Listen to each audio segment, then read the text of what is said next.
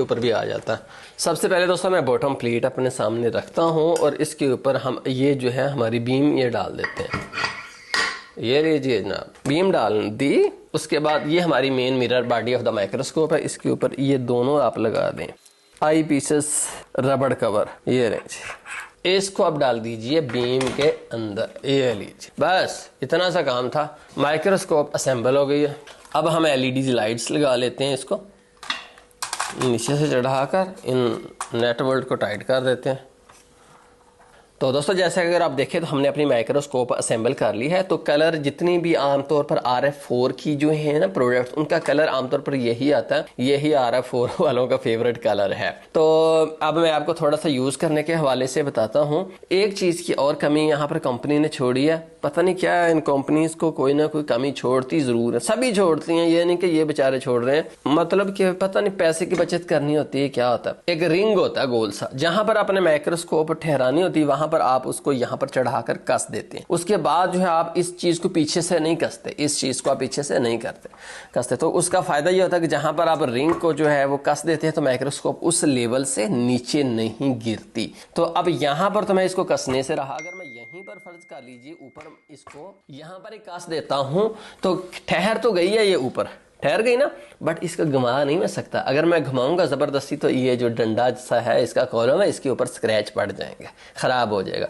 तो इसलिए यहाँ पर अजाफी रिंग होना चाहिए, आप खुद ले लीजिएगा, मिल जाएगा अली एक्सप्रेस से, या जहां से आप माइक्रोस्कोप परचेज करोगे वो आपको प्रोवाइड कर देंगे।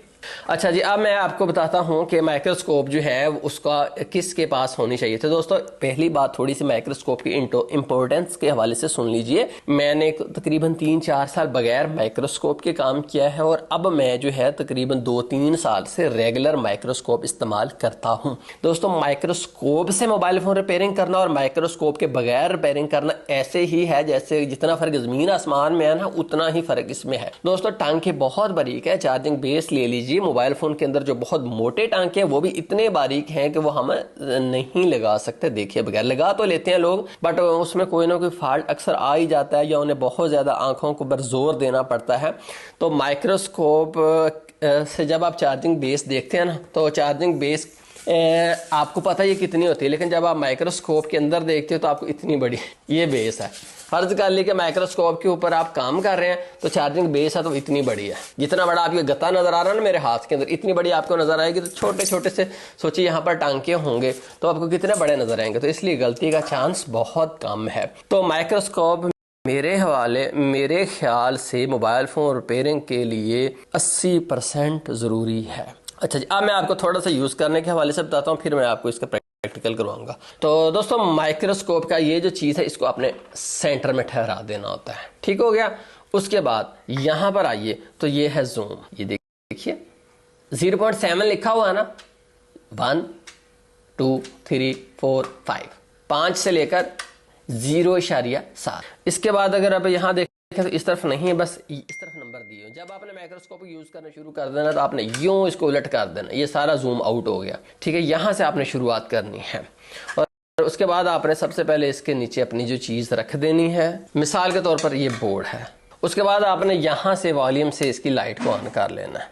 इसकी लाइट ऑन हो गई, अब आपने इन दोनों आई पीसेस की तरफ आ जाना है और इसके ऊपर आपने अपनी दोनों आंखें रख देनी है और ये भी आपस में यूं घूमते हैं, ये देखिए।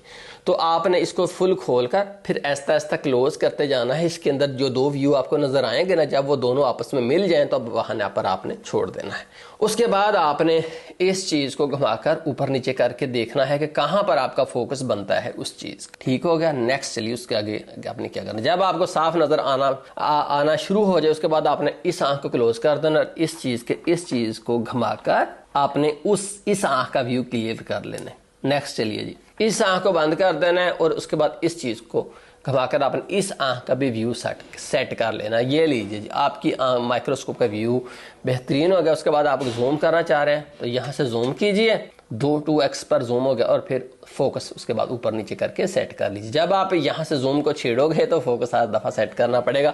इस चीज ये माइक्रोस्कोप को इस्तेमाल करने की मालूमात थी, अगर आपको नहीं पता चला तो इस वीडियो के इस पार्ट को दोबारा देख लीजिए, क्योंकि मैंने यहाँ पर स्टेप वाइज आपको बताया है। तो आइए मैं अब इसके नीचे आपको कुछ दिखाता हूँ। मैं छोटी सी चीज़ों से शुरुआत करूँगा, मैं बड़ी चीज़ों से नहीं करूँगा। ये देखिए एक बोर्ड और इसके ऊपर ये आईसी लगा हुआ, ये देखिए ये पॉइंट नज़र आ रहे हैं, साफ नहीं नज़र आ रहे, माइक्रोस्कोप का नज़ारा करते हैं। लिए लीजिए, सबसे पहले लाइट ऑन की, नीचे ये रख दिया। अब हम इसके अंदर देखते हैं।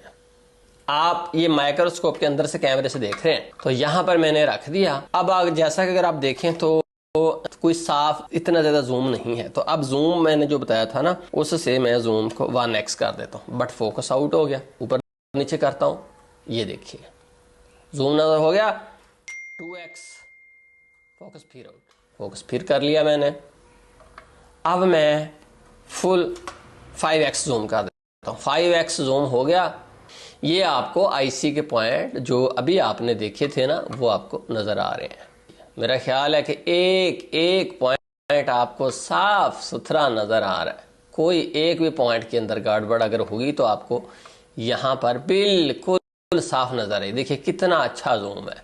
तो दोस्तों ये तो आप देख रहे हैं ना, एक्चुअली ये तो कैमरे के अंदर से आप देख रहे हैं ना मेरे के। जब आप डायरेक्ट देखेंगे ना, तब आप देखिएगा आपको कितना मजा आता है। आप इसके जूम से और इसकी क्लैरिटी से खुश होंगे 100%।